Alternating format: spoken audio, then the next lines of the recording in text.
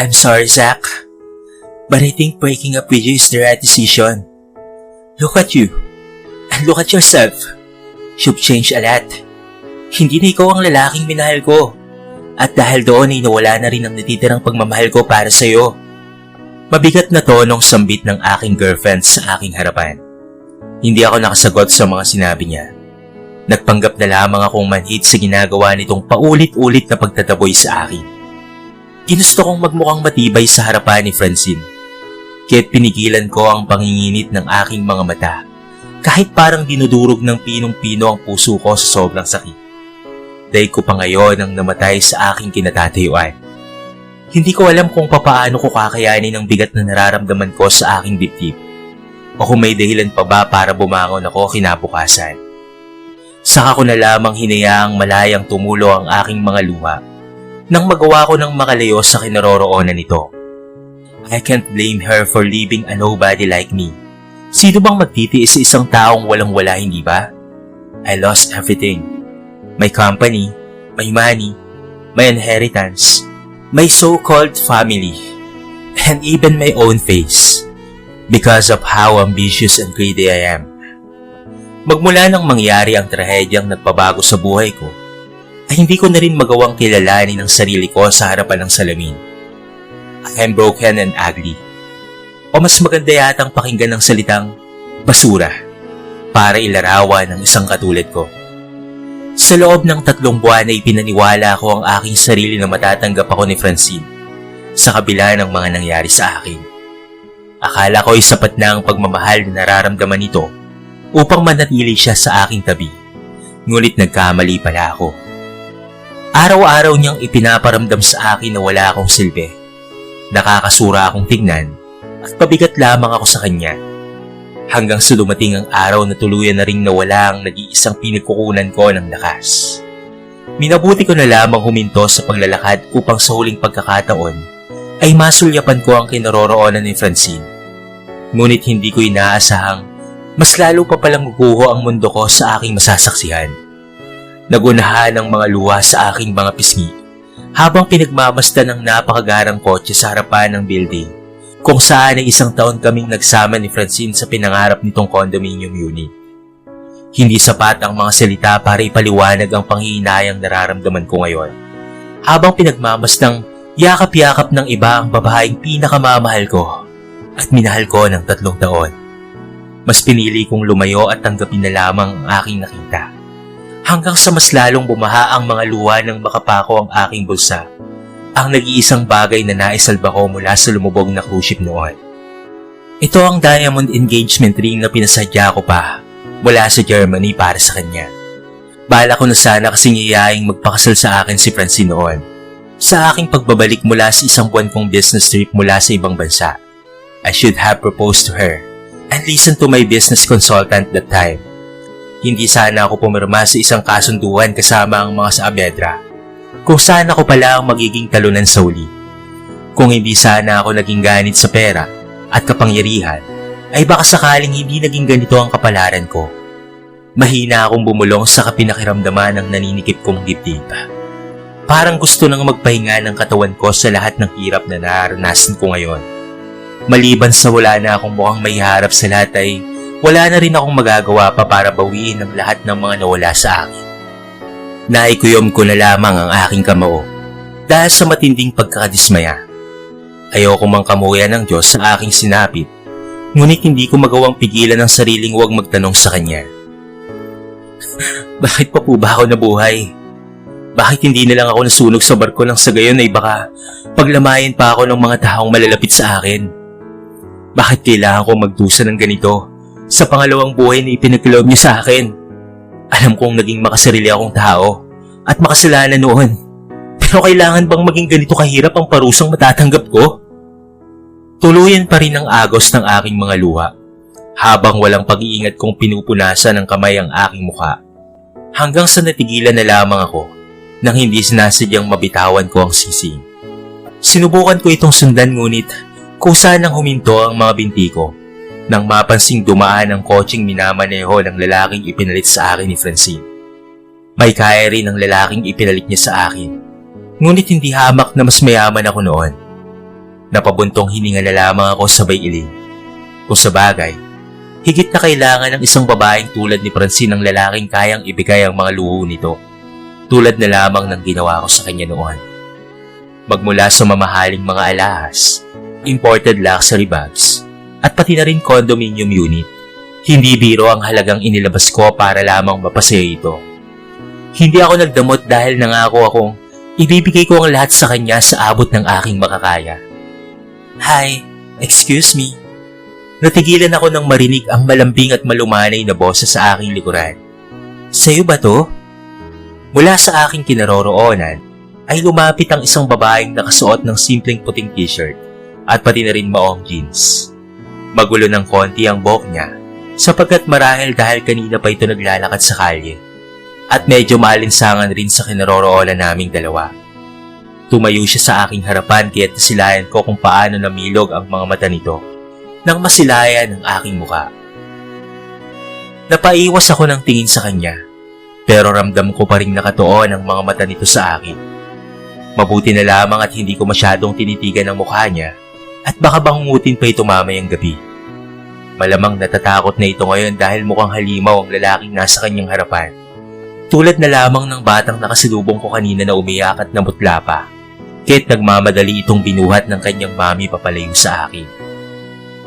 Mukha ka namang disente at hindi nang bubudol. Sa'yo ba ang singsing na ito? Tanong niya habang nakalahad sa palad nito ang singsing na nabitawan ko kanina. Medyo mataray na ang tunog ng boses niya, pero bagay naman iyon sa malaporsilanan nitong kutis at pitit na pangangatawan. Sa pangalawang pagkakataon na hindi ko siya tinitigan, hindi rin ako umimik at tumango lamang bilang tugon sa tanong nito. Nanatili akong tahimik hanggang sa namilog na lamang ang mga mata ko nang marinig ang mahina nitong pagtawa. Marahil ay pinagtatawanan na nito ngayon ang pagmumukha ko. Hindi ba masakit ang batok mo? Kanina ka pa kasi nakadumog dyan eh. Kunin mo na lang ang singsing sa kamay ko para naman makaalis na ako, okay? Casual nitong sambit. Maingat ko namang kinuha ang singsing mula sa kamay niya. Salamat. Yun na lamang ang nasabi ko. Hindi ko na nagawang sundan pa ng tingin ng babae dahil nagmamadali siyang umalis sa harapan ko. Siguro ay papasok na yun sa trabaho. Baka naman call center agent o sales lady siya sa isang mall. Hindi ko na malayang huminto na pala ang mga luha ko dahil sa paraan ng pag-uusap naming dalawa. Ang masasabi ko lang ay mabait ang babaeng yun. Nakakasigurado ako. Mabigat man sa loob ko ngunit minabuti ko na lamang pumunta sa pinakamalapit na pawn shop para isang lang engagement ring naming dalawa ni Francine. Wala akong ibang choice dahil hindi niya ibinigay ang mga gamit ko. Nakakaya na rin kung babalik ako sa unit niya dahil malaking iskandalo na ang ginawa nito para lamang mapalis ako kanina. Nagmukha akong kalaban sa mata ng mga taong nakapaligid sa aming dalawa dahil pinilit ko lang namang manatili sa tabi niya. Halos ipagtulakan ako papalabas ni Francine kanina at wala man lamang akong kaalam-alam na mayroon na palang naghihintay sa kanya sa labas ng kondominium. Matagal na niya pala akong niloloko. Bakit hindi ko man lamang napansin ang bagay na yon? Hindi ko alam kung papaano uumpisahan ang buhay ko ngayong wala na ako sa poder ni Francine. Para na akong naliligo sa sarili kong mga pawis habang naglalakad sa eskinita at patingin-tingin sa paligid. Naghahanap ng matutuluyan sa gitna ng tirik na sikat ng araw. Malalim ang bulsa ng suot kong cargo short. Kung kaya naman nagawa kong may tago ng mabuti ang perang pwede kong gamitin para sa lahat ng aking pangangailangan. Pinaliwala ko muna ang nararamdaman kong gutom kahit napadaan ako sa isang convenience store at kilalang fast food chain. Kumakalam man ang aking sikmura, pero mas gusto kong umiwas sa maraming tao at makapagtipid muna dahil hindi ko alam kung hanggang kailan magtatagal ang perang hawak-hawak ko. Mommy, there's a monster! Sigaw ng isang batang lalaki nang makita akong nakaupo sa tabi nitong bench. Nasaksihan ko kung papaanong nandiri ang magulang nito at nagawa pang takpa ng mga mata ng anak habang kusa naman akong umalis sa aking kinauupuan. Kaya't mas nanaisin ko pang lumayo dahil alam kong matatakot lamang ang mga bata sa akin. Hindi ko alam kung kaya ko ring pumasok sa lugar na yon dahil alam kong may ilang lamang ang mga taong nasa paligid at baka umiwas pa ang mga ito. Kinakatakutan ng lahat ang nasunog na bahagi ng aking mukha at ang balat kong nagmukhang nahati sa dalawang bahagi. Namumuti na parang radish at namumula-mula ang iba. Pero wala silang kaalam-alam na nakakaramdam rin ako ng takot sa uri ng reaksyong natatanggap ko mula sa kanilang lahat. Pinandidirian nila ako na parabang meron akong nakakahawang sakit kahit wala naman. Tinataboy na parang aso at nilalayuan kahit hindi naman dapat. Nagmukha akong halimaw sa mga mata ng mga tao na parabang tuluyan na nilang nakalimutan ng bilyonaryong minsan nilang hinangaan at pinagpantasyahan mula sa malayo. Hoy! Nabigla na lamang ako nang marinig ang malakas na iyaw mula sa aking likuran. Pumilis ang kabog ng dibdib ko nang maramdamang may kamay na maigpit na nakahawak sa aking mga braso. Masyado akong nalunod sa lalim ng mga iniisip ko, kaya hindi ko napansing may sasakyan na palang nakahinto sa aking harapan. Hindi ka ba tumitingin sa dinaraanan mo? Bakit ba naman kasi palagi kang nakayuko? May pangamba nitong sambit habang nakatitig sa aking mga mata. Hindi ako nakasagot kahit ramdam ko ang matinding concern nito habang kinakausap ako. Siya pa rin pala ang babaeng tumulong sa aking maibalik ang nawala akong singsing kanina. Pagkatapos ng isang mahabang taon, ito ang unang beses na may taong naglakas loob na titigan ng matagal ang aking mga mata at pati na rin ang halimaw kong mukha. I'm sorry. Mahina akong sambit saka sinubukan kumalas mula sa pagkakahawak nito pero hindi niya ako inayaan. Dahil sa sobrang gutom, ay kumulo na rin ang tiyan ko na ikinakunot naman ang kanyang noo. Nakakaya dahil sa harapan pa talaga ng isang babae, nagwala ang aking sigmura. Napansin kong napahugot siya ng malalim na hininga, saka dismayado akong tinitigan. Sumama ka sa akin, dadalhin kita sa pinapasukan kong parisan. Parisan? What is that? Hindi ko naintindihan kung ano ang tinutukoy nito, pero nagawa ko pa rin sumagot. Hindi na kailangan, miss. I can manage. Sinamahan niya ako ng tingin na para bang may nasabi akong masama. Huwag kang mag-alala. Hindi naman kita ibebenta sa mga mamasang. Mamasang? Puno ng pagtataka kong tanong sa kanya. May mga sinasabi itong hindi ko alam kung ano ang ibig sabihin. Ginawa ko naman ang lahat upang maiwasan ang eye-to-eye contact sa pagitan naming dalawa. Tumango lamang siya sa kamahinang natawa. Mga matandang babae na naghahanap ng binatang makakasama ay nang ibig sabihin nun. I see. Mukhang napansin nito ang lakas ng kuryosidad sa mga mata ko. Kahit napangiti na lamang siya. Alam mo, tunok mayaman ka kung magsalita at hindi rin naman madungis tingnan ang damit na suot mo. Magpapasalamat pa sana ako sa binitawan niyang compliment nang mabilis niya na akong hinatak mula sa aking kinatatayuan. Saan naman ako dadalhin ng babaeng ito? Hindi ba siya natatakot sa akin? Nanatili akong tahimik sa tabi niya hanggang sa marating na namin ng isang maliit na kainan. May mga taong kumakain sa loob pero hindi ko naman masabing isa itong restaurant dahil masyadong simple at pangmasa ang setup. Walang ibang disenyo sa loob kung hindi kanin at parang may sabaw na ulam. Malalang hapri ng amoy fried garlic kahit saan ako humarap. Saglit kaming pinagmasdan ng mga taong kumakain pero hindi nagtagal ay tumalikod rin sila na parang walang pakialam. Wala akong nararamdaman na kahit konting pandidiri sa mga mata nilang nakatingin sa amin kanina. Malakas na sumigaw ng, Manang! Ang babaeng nasa tabi ko. Nalabis ko namang ikinagulat. May naiwan ka na naman ba at bumalik ka, Tere? Masyado ka talagang makakalimuting bata ka. Sagot ng babaeng tinawag nito. Tumawa na lamang ito ng malakas habang hindi pa rin binibitawan ng braso ko. Ito naman si Manang, napaka-nagger. Hindi ba pwedeng bumalik para kumain? Kumain? Bulyaw nito habang hindi pa rin umaharap sa aming dalawa. Hindi ba nakaubos ka na ng 2 bandehadong pares at bulalo bago ka umalis kanina? Huwag kang masyadong matakaw. Kung ayaw mong maging dambuhala ka. Kadalaga mong tao pa naman eh. Napakatakaw mo, Tere. Mas lalo itong natawa. Maging ang mga taong nakapaligid sa amin ay natawa na rin. Hindi naman ako ang kakain, Manang. May kasama po ako. Saka kahit lumamon ako ng lumamon, maganda at sexy pa rin naman po akong tignan. Hindi ko alam pero muntikan na akong mapangiti sa sinabi niya. Nakakatawa kasi ang pagkakasambit niya at hindi mayabang pakinggan. Harodyoso ka, Tere. Wika ng babae pagkatapos nitong ilapag ang hawak na sandok saka umarap sa amin. Matagal siyang tumitig sa akin na para bang kinikilatis nitong mabuti ang mukha ko. Parang nagtataka kung bakit may kasamang tulad ko ang babaeng kilala nito. Ano, gulat na gulat, Manang? Sad ni Tere na ikinabigla ko naman. Hindi siya masamang tao, Manang. Kaya don't worry. Lihim akong napabuntong hininga. Inaasahan kong may sasabing masama ang Ali. Ngunit nanatili itong tahimik na para bang pinalampas niya ang gulat na naramdaman dahil sa pagmumukha ko. Mataray itong umirap kay Tere. Ewan ko sa iyong bata ka. Pasalamat ka at hindi ako tumatanggi basta customer ang dala mo at hindi libreng pares lang. Tuluyan kong naintindihan ang takbo ng usapan nilang dalawa. Kaya't minabuti kong sumagot na rin. Don't worry, ma'am. I'll pay for it. Namangha itong humarap sa akin.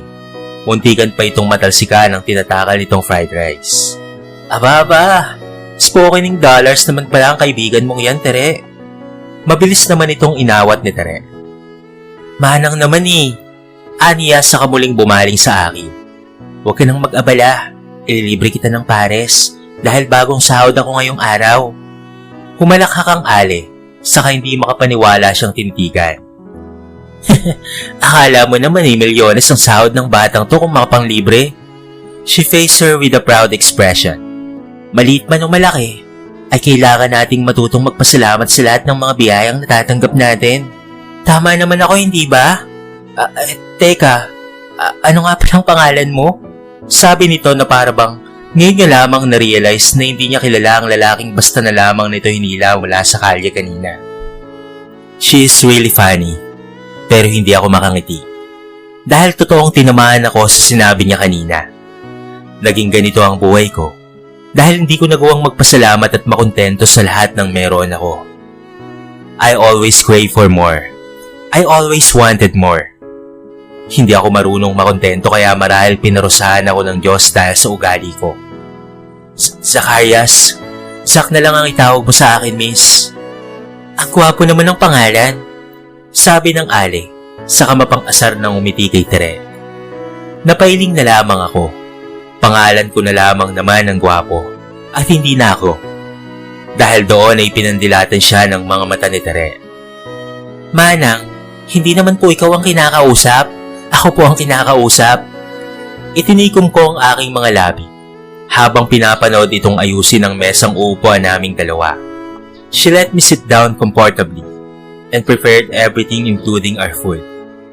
Ako nga pala si Teresa Magsipok, aka Tere. Ang mabuti pa ay kumain ka na lamang ng marami dahil alam kong pagod at gutom ka na. Masarap ang lutong pares ni Manang kahit hindi alada kapag tinitigan mo ang nagluluto. Munti ka na akong mapumulahan ng muka dahil bumalik sa alaala ko kung paanong kumulo ang tiyan ko kanina. Hay nako, kung hindi ka lang talaga paborito ng may-ari, hinikwa ka na talaga bilang assistant ko, Tere. Banta nito. Natawa na lamang siya habang nagsasali ng malamig na tubig sa basong nasa harapan naming dalawa. I really appreciate how she took care of everything. Sadya bang mabait at matulungin lamang ang babaeng ito? O may iba siyang pakay sa akin? Pero ano naman ang mapapala niya sa isang katulad ko? Si Manang naman, hindi na mapiro. Alam mo namang love na love kita, hindi ba? Ani nito sukaw magikik. Inutusan niya akong kumain, kaya't wala akong nagawa kung hindi ang tanggapin ang alok nito. Wala naman sigurong masamang mangyayari sa akin, o kung meron man ay siguro oras na para manahimik ako at hayaang si kamatayan na lamang ang sumundo sa akin. Siya nga pala, Zach. Napansin kong paikot-ikot ka simula kaninang umaga. Naliligaw ka ba o may hinahanap ka rito? Lihim akong napangiti dahil talaga namang makwento siya habang kumakain. I found it informal, pero nakakatawa siyang kasama kaya ayos na rin yon. Mabuti na lang talaga at napansin kong nahulog mo ang singsing kaninang hinatid ko ang order na pares ng mga empleyado sa Central District. Kung hindi, baka nawala na yun sa'yo. Pagmamay-ari ba ng girlfriend mo ang singsing na yon? Oo, my ex-girlfriend. I'm sorry. I wasn't able to thank you for the ring kanina. Sabi ko habang umunguya.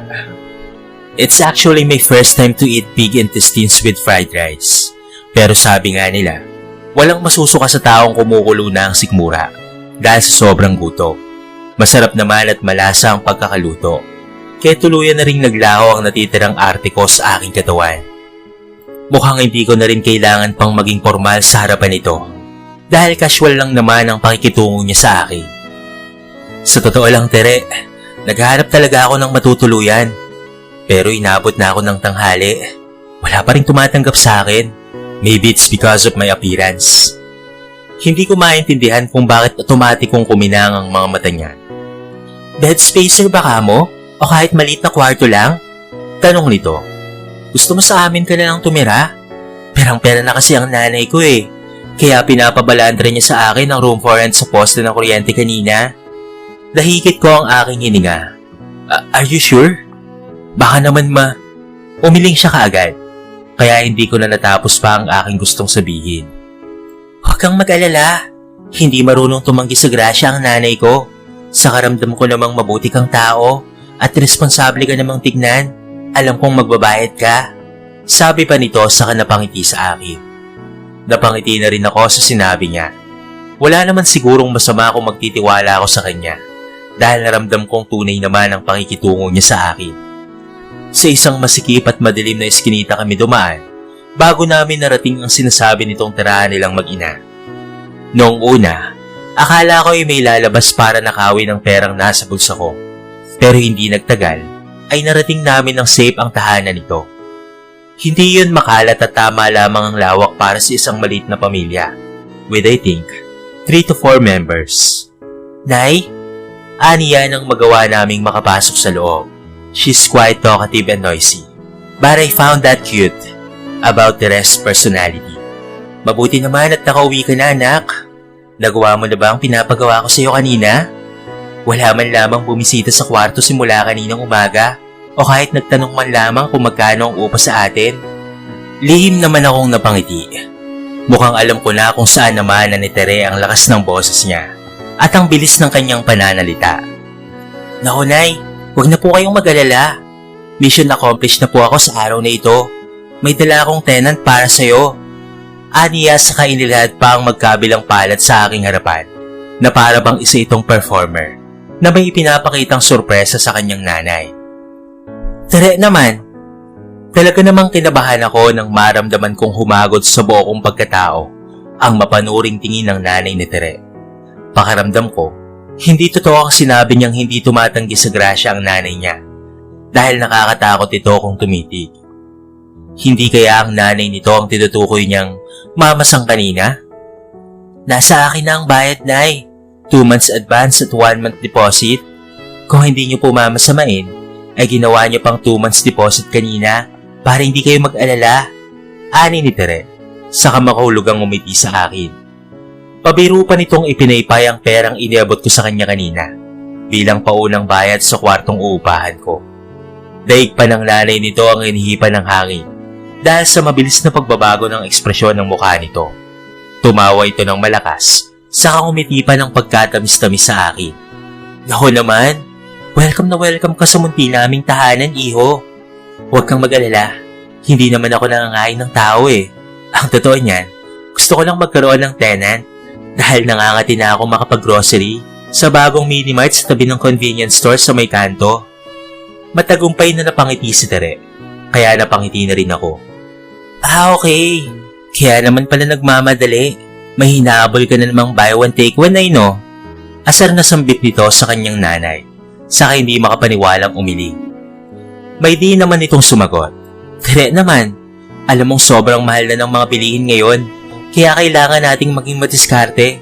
Malaking tulong na ang buy one take one, o kahit libreng kape sa budget natin.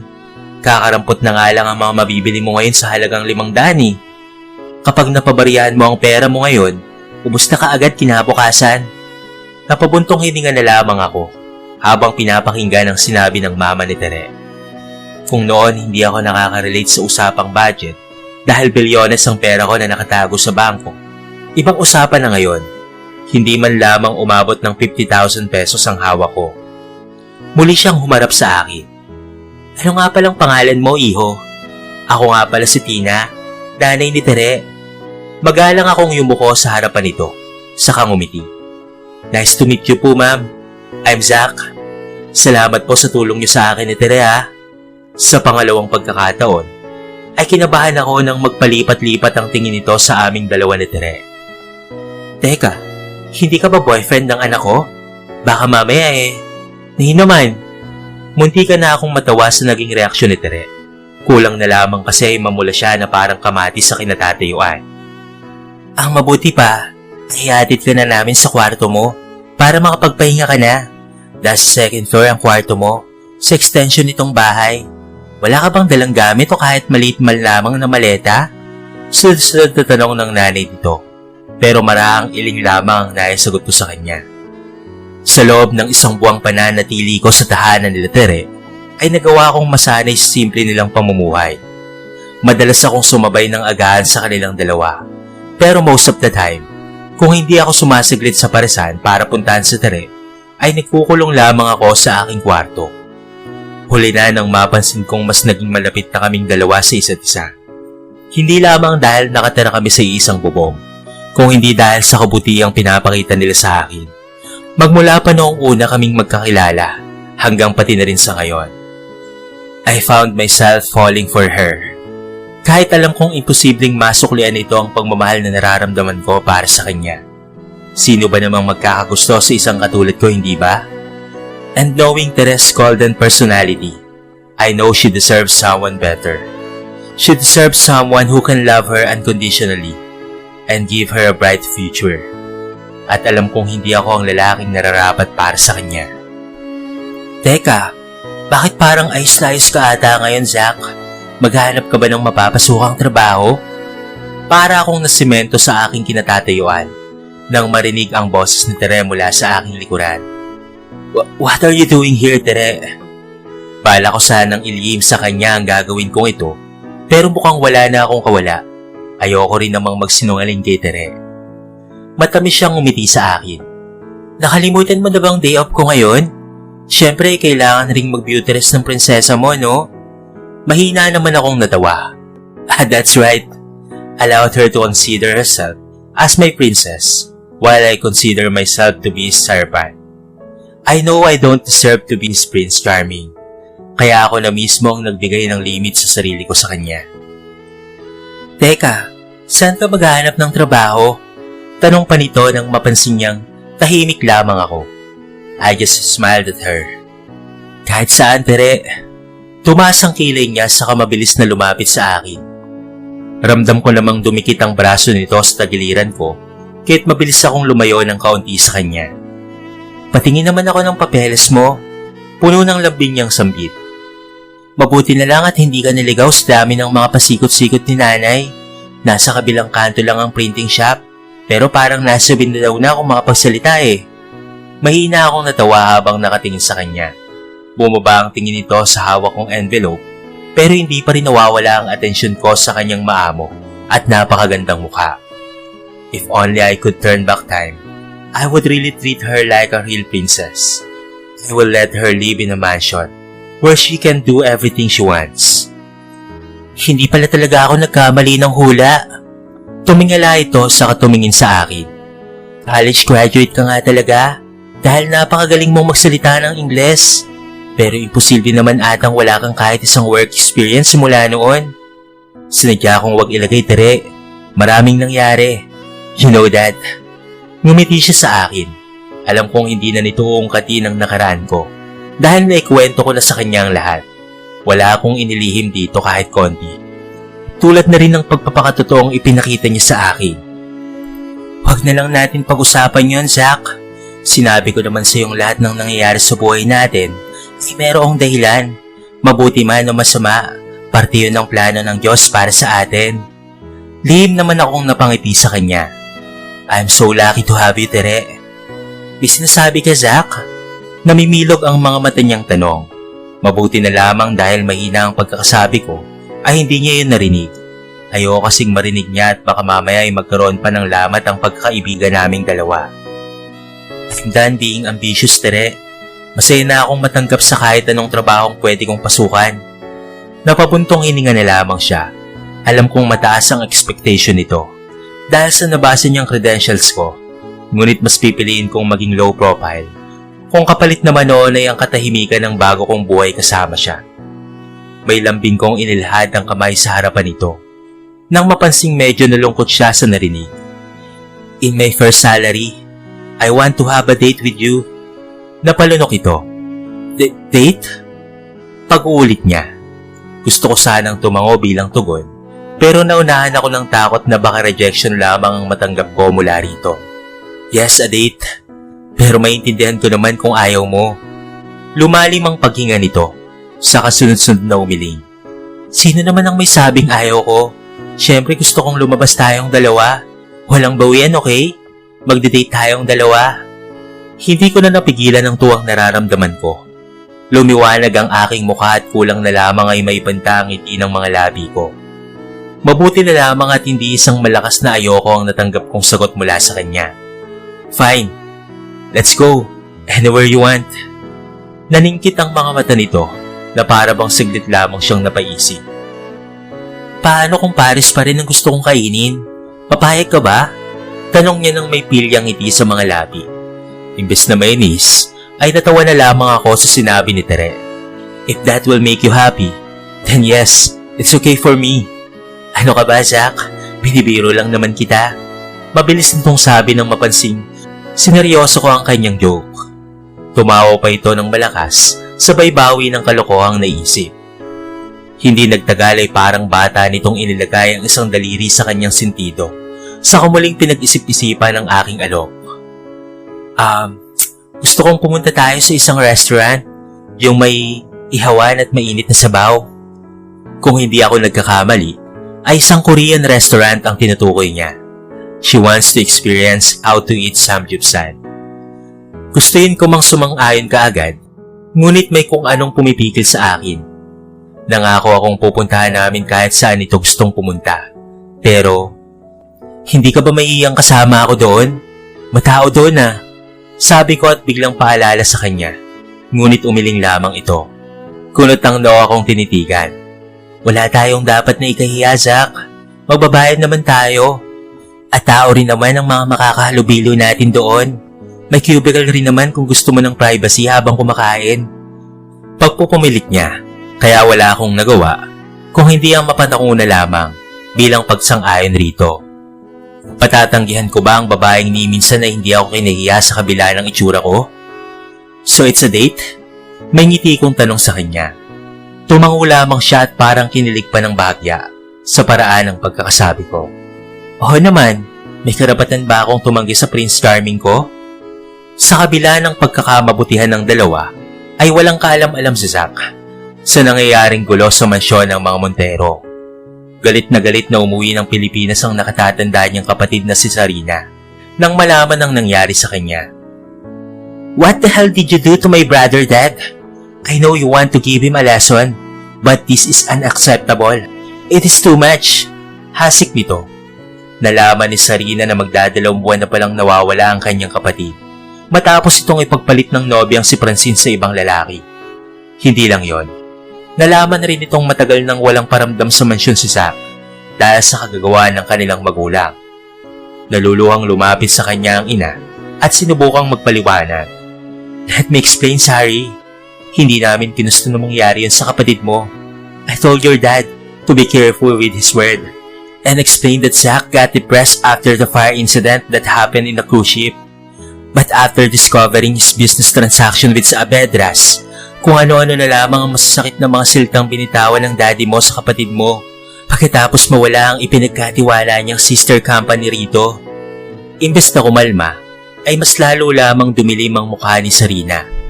Hindi, pagkakamali niyo ang lahat ng ito. Walang takot niyang sambit sa kaharap. I know, Sari. Mabilis na sabi ng ama, sa kamalaki ang akbang na naglakad papalapit. Sinubukan itong hawakan ang kamay ng anak, ngunit hindi siya nito hinayaan. That's the reason why you are here. Kailangan ko ng tulong mo para maibalik si Zach. I want you to convince him to go home. Tell him that I am asking for his forgiveness. Tell him that I was able to win the company back. Wala siyang kasalanan sa mga nangyari dahil pinagplanuhan ng mga Saavedra ang lahat. He was tricked by them to enter into the agreement from the very beginning. at naging kasabwat doon ang ex-girlfriend niyang si Francine. Hindi pa man ito nakakasagot, ay may inilahad ng papel ang ina sa kanyang harapan. Kunot ang noo yung tinanggap ni Sarina. Sa kabinasa ang nakasulat, I'm giving you his address, Harry. Alam kong makikinig sa'yo ang kapatid mo. Please, bring Zach back. Please, bring him back to us. Lumipas ang 3 linggo magmula nang tuluyang hindi nagparamdam si Zach sa dalaga. Noong una, ay nakala ni Tere na naging abala lamang ang binata sa trabaho, kung kaya't ginabi na ito ng uwi. Ngunit wala siyang kaalam-alam na yun pala ang magiging huli nilang pagkikita. Halika muna rito, Tere. Di ba kaboses ni Zach yung lalaking nagsasalita sa TV? Nagmamadali siyang lumapit sa ginang, saka napatitig sa malawak na screen. Saglit nitong pinakinggan ang naturang interview, saka matamlay na napailing. Ano ka ba naman, Manang? Hindi mo ba nakikitang napakagwapo ng lalaking nasa TV? Oo, magkasing boses at magkasing laki sila ng katawan ni Zach, pero imposible namang siya yan. Ginawa niya ang lahat para magmukhang masigla ang boses, kahit ramdam niya ang matinding panghihina habang nagtatrabaho. Pakiramdam nito ay mayroong mabigat na sementong nakadagan sa kanyang puso magmula noong bigla na lamang siyang iniwan ni Zach. Malay mo naman, pilya nitong sambit na ikinakulot ng kanyang noo. Napailing-iling na lamang siya, saka nagmamadaling kinuha ang remote control para ilipat sa ibang channel ang palabas. Mukhang absent na naman siya kinabukasan dahil biglang tumamlay ang katawan sa naging usapan nilang dalawa ng ginang. 1 buwan ang nakalipas, ay naroon pa rin ang lungkot na nararamdaman ni Teresa tuwing bumabalik sa alaala niya ang mga pinagsamahan nilang dalawa ng binata. Hindi nawala sa isipan niya ang pangako ni Zach na magde-date silang dalawa sa unang sahod nito, maging ang mga planong ginawa ng binata sa kanyang harapan. Date na pa ako. Para kang bula na bigla na lamang nawala. Tigil ni Teresa inis at prostasyong nararamdaman. Nakangiwi namang humarap dito ang kanyang nanay nang marinig ang mahina nitong maktol. 1 buwan na rin ang nakakalipas, Tere. Umaasa ka pa rin bang babalikan ka niya? Babalik si Zach dito? Hindi maipinta ang mukha niyang humarap dito. Ako naghihintay, Nay. Hindi Kaila niya saka napasimangot. Mahinang natawa ang kanyang nanay bago tumingin sa mga mata nito. Huwag ka nang magkaila, anak. Alam ko namang may nararamdaman ka na rin para kay Zach. Minahal ka rin naman ng tao, pero hindi ko alam kung ano nangyari at bigla na lamang tayo niyang iniwan. Baka naman, bumagsak ang balikat ni Tere. Minahal? Bakit bigla na lang siyang nawala kung ganun? Hindi niya ba naisip kung anong mararamdaman ko? Kung mahal niya ako, ay sana nag-iwan man lamang siya ng sulat o kahit maiksing text. Kung nasasayangan siya sa papel, baka hulugan ang tinging ipinukol sa kanya ng kanyang ina. Hindi naman sa pinagbabawalan kitang magmukmok at maging malungkot sa nangyari, anak. Pero hindi naman pwedeng huminto ang mundo mo dahil sa matinding sama ng loob kay Zach. Pabalik-balik na nga si Manang dito para kamustahin ka dahil miss na miss ka na raw niya. Miss na niya ang pang-aalaska mo sa kanya sa parisan. Parang kaputi rin daw kasing naglaho ang maganda, sexy at pakulit niyang assistant. Kinagat ni Tere ang pang-ibabang labi at pasimpleng tumikhir. Pagkatapos kasing may iturong lalaking kaboses ni Zach si Manang sa TV, ay hindi na nito nagawang pumasok sa trabaho. Para siyang nawala ng gana sa mga gawaing dati ay may tuwa pa siyang nararamdaman. Masama lang talaga ang loob ko dahil para niya akong iniwan sa ere, Nay. Paliwanag niya. Bumuntong hininga na lamang ang ina, saka napailing. Ang mabuti pa ay bisitahin mo na lamang si Manang. Huwag ka nang magtangkang magkulong ulit sa kwarto mo dahil pinalitan ko na ang lock kanina. Mamaya ako na ibibigay sa iyo ang susi pagbalik mo. Naman, reklamo niya. Pero wala siyang nagawa nang ipaypay nito ang kamay na para bang pinapalayas na siya nito sa bahay. Wala tuloy siyang nagawa kung hindi ang sumunod at baka mas malala pa ang kalokohang gagawin nito sa oras na magpatigil siya. Mabilis na narating ni Tere ang parisanlulan ng isang padyak. Tinabad siyang maglakad kanina, ngunit wala pa rin itong nagawa kung hindi ang maglakad ng ilang pulgada. Dahil siksikan ng mga tao sa dinaraanan niya. Bakit ang dami atang tao, Manang? May ayuda na naman bang pinamimigay sa barangay? Sinong artista ang may shooting? Sunod-sunod niyang tanong sa ginang. May tuwa sa mga mata naman siya nitong sinalubong. Muntik pa nitong mabitawan ang hawak-hawak na sandok. dahil sa pagmamadali nito. Mabuti naman at bumisita ka na dito, Tere. Kanina pa may naghahanap sa'yo. Kulot ang noon niya itong tinignan. Ha? Wala akong inaasahang bisita, Manang.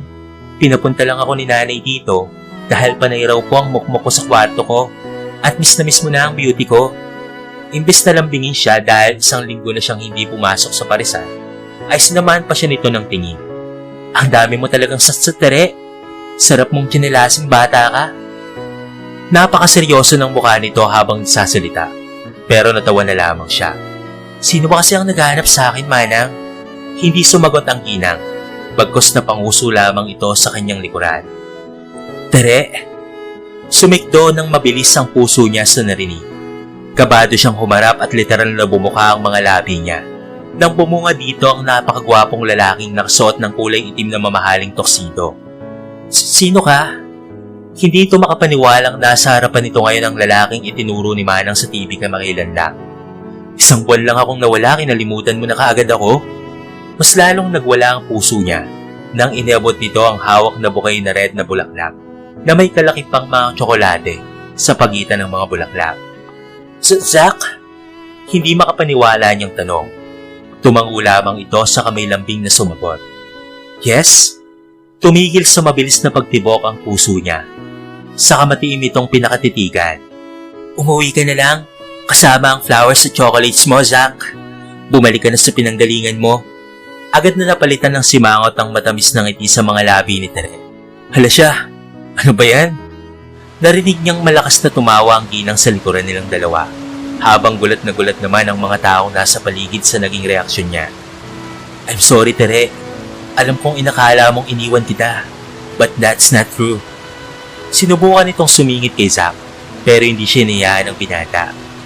Pinilit ako ng kapatid kong umuwi, pero nagmatigas ako kahit naging sapilitan ang pagkuha niya sa akin. Sabi ko ibabalikan kita kaagad, pero maraming nangyari, and eventually, it ended up to this. Wika ni Zach, sabay turo sa kanyang mukha. I had undergone plastic surgery. Ibinalik ng doktor ang dati kong mukha. Kahit inabot ng halos 1 buwan ang naging recovery ko. Inirapan lamang ito ni Tere, saka humalikip-kip. Napansin ko nga ang laki ng pinagbago mo. Hindi na ikaw ang Zach na nakilala ko.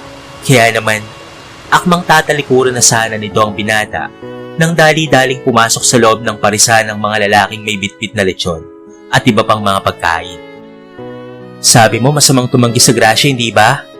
Kaya kailangan mong tanggapin ang lahat ng ibinibigay ko sa'yo. Maging ang puso ko. Bumuntong hininga na lamang siya at sinubukang pakalmahin ang nag-aaromentong puso. Pero napanganga na lamang ito nang makita ang sariling ina. Kasama ni Manang na nakatayo habang abot tenga ang ngiti sa kaliwat kanang groceries at ilang sakong bigas na binabagsak sa kanilang harapan. Aba, tuwang-tuwa ang mga bruha. Lalapitan niya sana ang mga ito, ngunit pinigilan siya ni Zach. Ununang lambing itong nagsalita.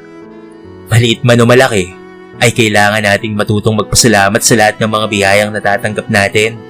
Tama ba, darling? Namilog ang mga mata niya sa narinig sa kadinuro ang sarili. Darling? Tumango na lamang ito, saka malapad ng umiti. Yes, sure my darling. Napahugot siya ng malalim na hininga. Sinubukan man itong pigilan ang pinaghalong kilig at tuwang nararamdaman, pero hindi niya kinaya. Unti-unting natunaw ang sama ng loob ni Tere habang pinagmamasdan ng lalaking pinakamamahal. Malayong malayo na ang pisikal nitong anyo sa lalaking nakilala niya noon. Pero sa kabila ng mga pagbabago nito, hindi pa rin nagbabago ang nararamdaman niya para sa binata. I'm thankful, so thankful. Hinaplos ni Zach ang kanyang pisngi sa kamasuyo itong pinakatitigan. Nagpapasalamat akong dumating ka sa buhay ko, Tere. Salamat dahil tinanggap mo ako noong mga panahong sirang-sira at walang-wala ako. Hindi mo ako pinagtulakan papalayo. Hindi mo ako kinatakutan. But instead, you accepted me. Nahigit ni Tere ang hininga upang pigilan ang mga namimigtong luha sa kanyang mga mata. Dahil sa'yo, marami akong natutunan. Dahil sa'yo nagkaroon ako ng lakas ng loob na bumangon. At dahil sa'yo, nagawa kong baguhin ang sarili ko. You are my greatest blessing from above, and I wouldn't get tired of telling you How much I love you, Tere. Nagpatianod na lamang si Tere sa emosyong nararamdaman dahil alam nitong muling nabuhay ang puso niya sa pagbabalik ni Zack. Wala namang nagbago sa nararamdaman niya para dito, bagkos ay mas lalo pa nitong minahal ang bilyonaryo niyang Prince Charming. Hindi nagtagal, ay naikasal na nga ang dalawa at masayang nanirahan sa mansyon.